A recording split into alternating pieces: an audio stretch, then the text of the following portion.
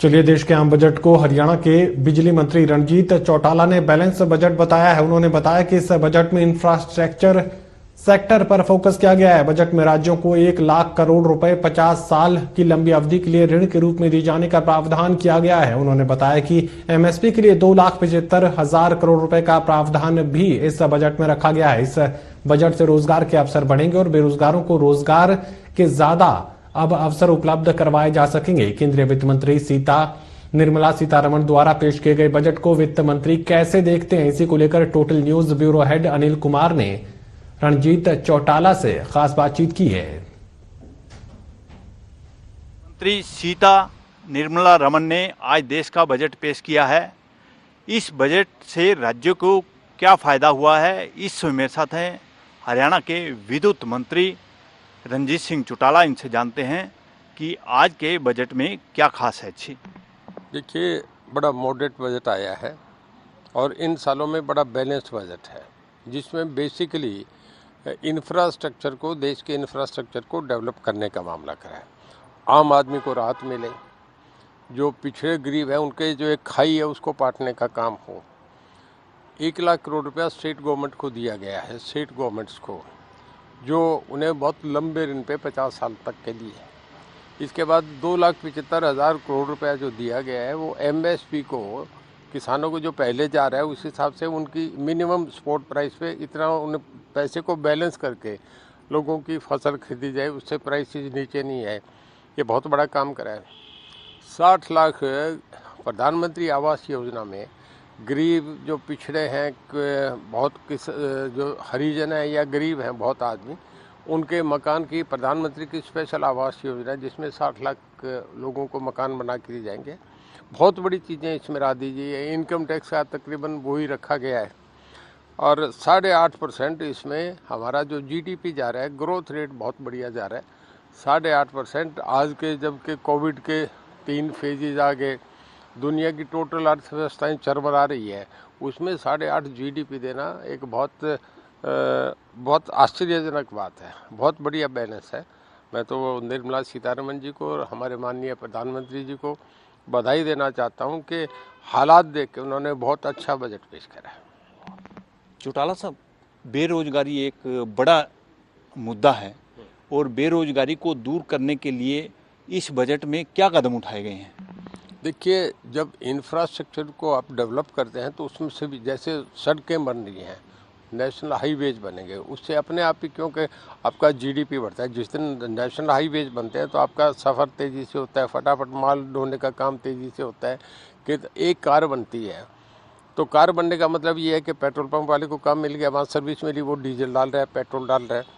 Workshop में उसको मिल गया जो उसमें कर रहा है।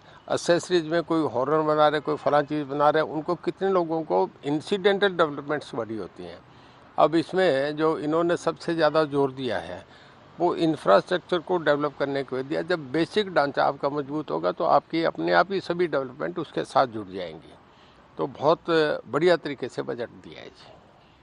चौटाला साहब, 5 राज्यों के चुनाव हो रहे हैं और इस बीच बजट पेश किया गया है। इस बजट से चुनाव पर क्या असर पड़ेगा? आप तो राजनीति को काफ़ी करीबी से जानते हो। देखिए, मेरा ये मानना है, मैं एज सिटीजन ये बात आपसे कह रहा हूँ कि कभी ये नहीं देखा जाता कि इसका बजट का लाभ लेंगे। जब गवर्नमेंट होती है उसे देश के आम लोगों का जनजीवन सुधारने का, उनको अपलिफ्ट करने का, इंटरनेशनली हम और कंट्री से अपना चैलेंज को मीट आउट करें, ये बातें देखी जाती है। चुनाव तो आते रहते हैं, जीतते रहते हैं, आते हैं, कई चुनाव जीतते हैं। इसका चुनाव पे तो मैं समझता हूँ जब अच्छा बजट है तो उसको हर आदमी तारीफ़ करेगा, पर हम इस नज़रिए से नहीं देखते कि चुनाव जीतने के लिए कोई बजट पेश किया जाता है। मैं इस बात पे थोड़ा सा आपसे भिन्न हूँ कि इसका मैसेज बहुत अच्छा जाएगा। चुनाव को भी अलग रख दें। अब तो चुनाव है, पिछले साल तो कोई चुनाव नहीं थे, लोगों में इसका फ़ायदा होगा। दूसरा, इसमें सोलर जो न्यू रिन्यूएबल एनर्जी है उस पर बहुत जोर दिया। आजकल जो ग्लोबलाइजेशन का मामला है, इसमें एक तो आपका पावर सेव होती है, दूसरा जो थर्मल ये वो सारा जो है इसको हट के लोगों को एक रिलीफ मिले, उन्हें बिजली घर में सस्ती मिले। जब जिनके जो लगेंगी प्लेट्स लगेंगी, उन्हें उनके ट्यूबवेल भी चल रहे हैं, घर में भी हो रहा है, जितने ऑफिस हैं उन पे सब पे वो प्लेट्स लग रही है। तो सोलर न्यू रिन्यूएबल एनर्जी को, मतलब बड़ा मॉडरेट आप इस बजट को कहें वो बजट है। चौटाला साहब, आपने तो कई सरकारें चलाई हैं, देवीलाल जब मुख्यमंत्री थे, उसके बाद उप प्रधानमंत्री रहे और आपने काफ़ी नज़दीकी से देखा है। इस बजट में और क्या किया जा सकता था जिससे देश प्रगति की तरफ और जल्दी आगे बढ़ता? मैं समझता हूँ बहुत बड़ी टीम लग के, पूरा सेक्रेटरिएट लग के, कितने IAS ऑफिसर्स की टीम, कितने अर्थशास्त्री लगे हैं, उससे आगे मुझे देखना सोचने नहीं चाहिए। मैं समझता हूँ उन्होंने सब ने सोच के बहुत बढ़िया बैलेंस बजट करा है। सब चीज़ें उनकी निगाह में होती है। आप हमारा तो नज़रिया इतना लंबा नहीं हो सकता। उन्होंने जब देश का करता है, उन्होंने नॉर्थ ईस्ट भी देखना है, उन्होंने केरला और तमिलनाडु भी देखना है, उन्होंने सेंट्रल इंडिया भी देखना है, उन्होंने इंटरनेशनली जो आपका फॉरेन एक्सचेंज भी सामने रख के कई चीज़ें देख के बजट बनाया जाता है। तो ये बातें तो वो लोग ठीक समझ के उन्होंने करा। मैं समझता हूँ कि कहीं कमी नहीं रखी गई है। ये थे मेरे साथ हरियाणा के विद्युत मंत्री रंजीत चौटाला। इन्होंने बताया कि वित्त मंत्री सीता निर्मला रमन ने जो बजट पेश किया है वो बैलेंस्ड बजट है। इसके साथ साथ इन्होंने ये भी बताया कि जो बजट पेश किया गया है इससे आने वाले समय में रोजगार बढ़ेगा और बेरोजगारों को रोजगार मिलेगा। Anil Kumar, total news, Chandigarh.